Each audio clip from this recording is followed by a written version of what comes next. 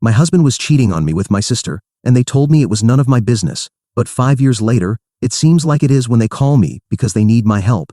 I, 36 female, have been divorced for 3 years. My ex-husband, Caleb, 36 male, had an affair with my sister, Elisa, 32 female, while we were married, and that ended our relationship. Caleb and I met through friends when we were at a party, and that's when we started dating. We were in a relationship for 3 years before he proposed, and then we got married. We had been married for about 5 years when I finally discovered he had been cheating on me with my sister. Caleb and Elisa first met when I brought him home for dinner 6 or maybe 7 months after we started dating. By then, we knew we were serious about each other and decided to introduce ourselves to each other's families. I had already met his family, which was just his parents since he had no siblings. However, I had a rather large family. I'm the middle child, our older brother is Eric, 40 male, and he's pretty much the only family member I still talk to. The first time I brought Caleb home for dinner, he got along with everyone, but especially with Elisa. They realized they had a lot in common, like their favorite TV shows, books, and even the type of cuisine they enjoyed. And they really bonded over that. I thought it was cute and that there was nothing weird about it. I had no idea what would happen in the future. They became very good friends, and I was happy that Caleb got along well with my family. I also had a good relationship with Elisa at the time, as we were closer in age compared to Eric.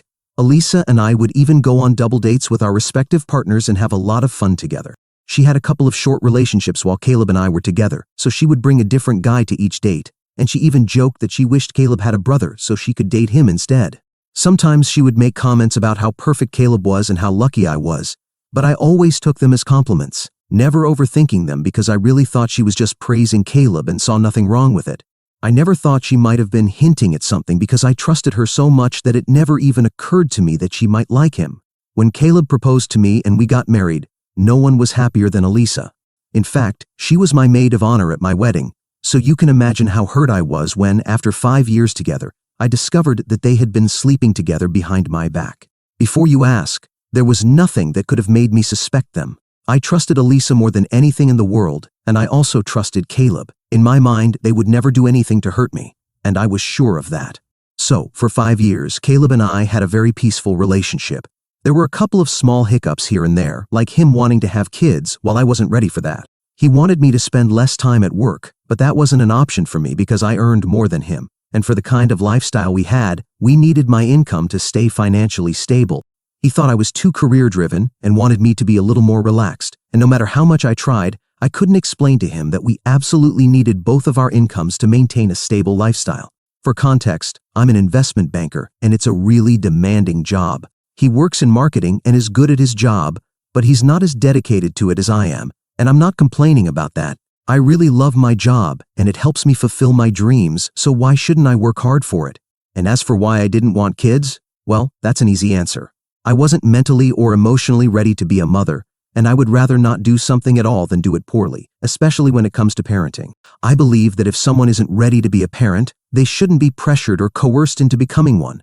I don't want to have kids and then regret my decision, and I had been very clear about that from the beginning of our relationship, but he assumed I would change my mind as we got married and time passed. I don't know why he thought I would change my mind, since I had always said I didn't want kids anyway. These were the main points of conflict between us, and most of our big fights were usually about one of these two things. Like any other couple, we also had disagreements, but we always managed to resolve them. Even when we had big fights, we would make up in the end, so I thought we were in it for the long haul, at least. I thought so. I don't think he and I were on the same page about that. My point is, we fought, but we always made up. He always expressed his love for me, even a week before I discovered he was cheating on me, and I never had any reason to doubt his loyalty to me because he never gave me one. However, a week after celebrating our 5th wedding anniversary, I found out he had been having an affair with Elisa. Even on our anniversary, he was being all sweet with me at the party and acting like I was the only person who mattered to him. But that changed significantly after I found out he was cheating on me. A couple of days after celebrating our anniversary, I was going through my closet looking for something, but I couldn't find it. So I decided to check Caleb's closet. I don't remember exactly what I was looking for, but I do remember I had a work event a few days later and was searching for a very specific blazer. I thought maybe I had accidentally placed it with his clothes, so I decided to check his closet. While searching, I accidentally grabbed a bag that had been pushed to the back of his closet. Out of curiosity, I pulled it out and started going through it. To my surprise, I realized there were women's clothes stuffed in it. After checking a few pieces, I recognized them and realized they all belonged to Elisa. I couldn't understand what was happening and was totally confused. I was absolutely lost because I couldn't find a reasonable explanation for this. So, I decided to check his phone, something I had never done because I trusted him, and he had never done with me either. We had never given each other reasons to do so, but at that moment I felt like I had to do it because even if I asked him about those clothes, he would have time to come up with an excuse and hide evidence and things like that. So, I just decided to do it. I knew his phone password and decided to check his direct messages, and sure enough, when I opened his chat with Elisa, I noticed that the way they talked to each other was not how friends talk. They were flirting, being intimate over text, and making plans to meet up, which explained all the nights he spent working, even though he didn't seem that interested in his career. I assumed this affair had probably been going on for a few months, and coincidentally, Elisa had come over for lunch that day. So the two of them were very lucky that I had them both in the house at the same time. I confronted them together. I showed them the messages and the bag of clothes I had found in his closet and demanded an explanation, but instead of apologizing to me, or even bothering to deny it, they both just said that this was none of my business and that I should stay out of their affairs. I was completely shocked by that response because obviously this was my business. If my husband was cheating on me with my sister, I think that qualifies as my business.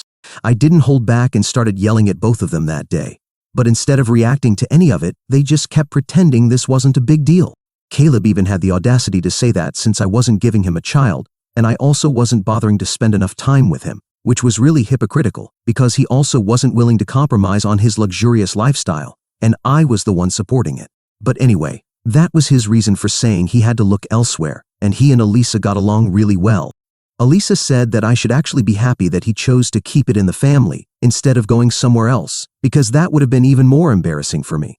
They told me they weren't going to stop, and in fact, now that I had found out, they saw no reason to hide it from me anymore.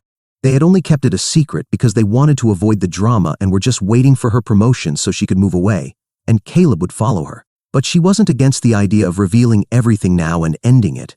It was really awful, and I don't even know how I managed to get through it all. There wasn't much to say after I found out the truth since they didn't seem guilty about it, and I wasn't going to forgive them, that was clear. So I decided to get a divorce. After I told my parents, they cut contact with Elisa, and Eric also stopped talking to her. Literally, no one in our family had any sort of relationship with her after that, and they didn't seem worse off because of it either. A couple of weeks later, Elisa moved to Pennsylvania, which is about 9 hours away from here. And once our divorce was finalized 3 months later, he followed her. He didn't contest the divorce, agreed to all my terms, and left everything in my hands. I guess he must have figured that now that he was with Elisa, he wouldn't have to worry about money. She had been promoted to a better position, which meant a better salary, so he didn't have to worry about losing my wealth and the settlement he would get from the divorce. I suppose he was eager to get it over with, so he didn't put up much of a fight, and I'm glad for that because it allowed me to settle things quickly. Since then, neither I nor anyone else in our family has had any contact with her. We don't know where she is, we don't know what she's been doing, and we never bothered to find out. My friends who still follow her and are in contact with her know not to talk to me about it. So to sum it up, I have no idea what's going on in her life. 3 years have passed, but I'm still trying to recover from everything, and they really broke me. However, I was reminded of it all a couple of days ago because Caleb got in touch with me. He called me from a number I didn't recognize, and unfortunately, I've had the same phone number for the past few years and didn't think much before answering that call. As soon as I picked up, I should have hung up, but curiosity got the better of me. And when I heard him speaking on the other end, I decided to listen. At the very least, he sounded pretty desperate and upset, and he quickly explained that he was calling me to ask for help, which was very bold considering we hadn't had any contact in 3 years and didn't exactly end on good terms. So the least he could have done was at least apologize to me. But he didn't do any of that and got straight to the point. He told me that Elisa had been in a car accident a few weeks ago and couldn't move since she had fractured both legs and had badly bruised arms. Also, that they had a 2-year-old child who needed to be taken care of. He told me he had already tried getting their friends to take care of them, but they were all busy, and none of them were willing to take on such a big responsibility. And he couldn't handle everything alone since he also had to go to work and try to earn more now that Elisa was going to be bedridden for quite some time and couldn't go to work. They needed to make sure Elisa was taken care of, and handling both a 2-year-old and Elisa, who was so badly injured, wasn't something he could do. They had thought about hiring a full-time nurse, but even that was out of their budget since the area they lived in was quite expensive. So now they were relying on their family to help them. They'd already called my parents, but they said they were too old, or they definitely would have helped. My in-laws were no longer an option since my father-in-law had passed away just a year ago, and my mother-in-law lives in Canada with her sister, so she wouldn't be able to help even if she wanted to. And they had also called Eric, but he said he wanted nothing to do with them, and they didn't trust anyone else enough to let them take on the responsibility of caring for their child while they were incapacitated. Except for me, since neither of them had a particularly close relationship with their extended family. So as a last resort, they were literally begging me to help them. And after years of holding back, I finally had my moment. After he finished telling me all of this, I simply told him that I couldn't help him because it wasn't my business. And then I hung up and blocked his number. I didn't even bother going into details about it and just left it at that. Eric thinks I did the right thing, but unfortunately, my parents don't really agree. They think that 3 years have passed and I should get over it by now, especially since Elisa is going through something so horrible and I should be there for her because she's my sister. This all seems like too much to me. First, they cheat on me, and now they need my help? I feel bad for the child, I really do. But again, that's not my problem. They insist that I'm being selfish and stubborn, and that I should at least consider it before saying no. I'm not going to consider it, but I'm seriously thinking that my parents are being unreasonable here. What advice can you give me? Update 1. First of all, thank you so much for all the comments on my post. I really appreciate you taking the time to say something. It was very kind of you. Now, regarding my decision, I'm not changing my mind. I'm still staying out of their business, just like they told me to. My parents can think whatever they want about me, I really don't care. They have no right to decide whether I should move on or not. I was the one who was hurt, so I'm the only one who gets to decide how I feel about it. They can't dictate my feelings, I do. And while I will always feel bad for their child, again, that is not my child and not my problem. If they regret this situation so much, they can take responsibility for raising their grandchild themselves instead of making excuses about how old they are. They're barely in their early 60s, they do everything that normal people do, and it's not like it would be that hard for them if it's only for a few months. I'm sure they could help, but they just don't want to, they just want to dump it on me. When I made my decision clear to my parents and told them I wasn't going to change my mind, they said they would cut ties with me as well, because I was being incredibly selfish and stubborn. And they couldn't believe I would act this way, even though Elisa was so badly injured. I don't see what's so hard to believe. They hurt me once, and I'm not going to let them walk all over me a second time. It's as simple as that. I don't think I'm doing anything wrong. I haven't talked to Eric about it yet, but I know he will be on my side, just as he has been all along. He's a little busy with work right now since he just signed a new project, and it'll be a few days before he has enough time to sit down and discuss it with me. But until then, I'm pretty comfortable with my decision. I don't know what will happen to Elisa, Caleb, and their child, and I truly hope they find a solution for the sake of their son, but it's not my problem to worry about. I know my parents are doing all of this because they haven't had much contact with their daughter since everything happened, and now it's like they want to make up for lost years by taking her side, which is just crazy to me. It's as if they've completely forgotten everything that happened. Update 2. It's been a week and a half since Caleb tried to contact me. I blocked him at the time, and so far, he hasn't managed to reach me again. But I heard from Eric that they've been trying to contact him non-stop, and even Lisa has been messaging him, but he's been ignoring all their messages and just leaving them unread. I spoke with Eric a few days ago, and he told me that he has also decided to cut off contact with our parents since they were being completely unreasonable and selfish, which is ironic because that's exactly what they've been accusing me of being. Honestly, they deserve it, because now they're alone and don't even have Eric to call family.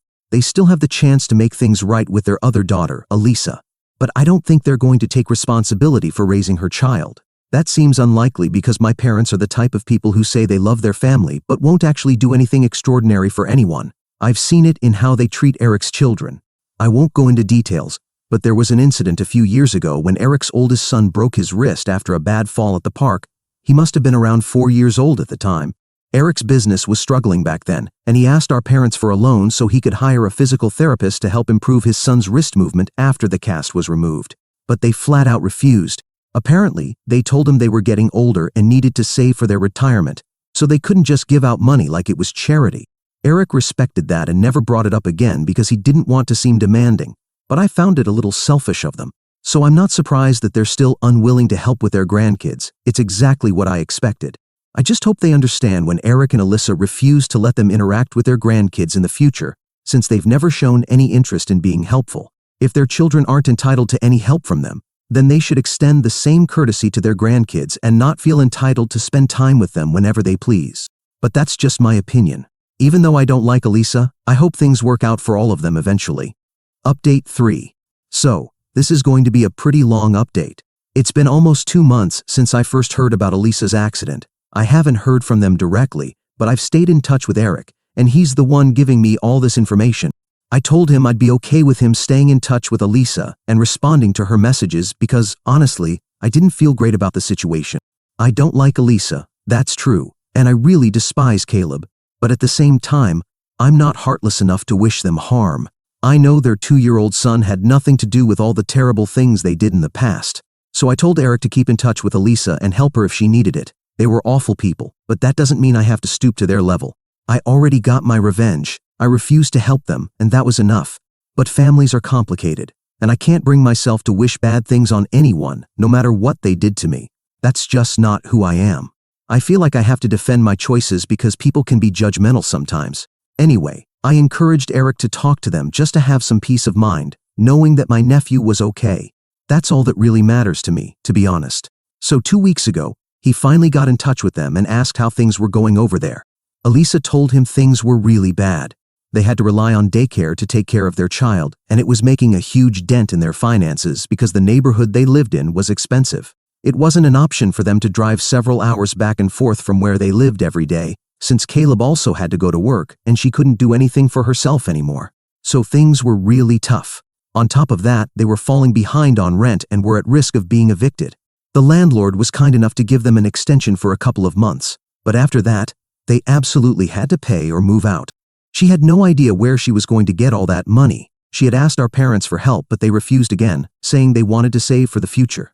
I can understand wanting to save for any future emergencies, but it's not like we would never pay them back. We have never been like that. I don't understand why they are always so skeptical and strange about money when it comes to their own children. However, this time, when my parents said they wouldn't help, she lost her mind and told them she was cutting them out of her life. This time, she would be the one to never speak to them again. Even though it's similar to what Caleb and Elisa did, I think they made the right decision. They are toxic, but so are my parents.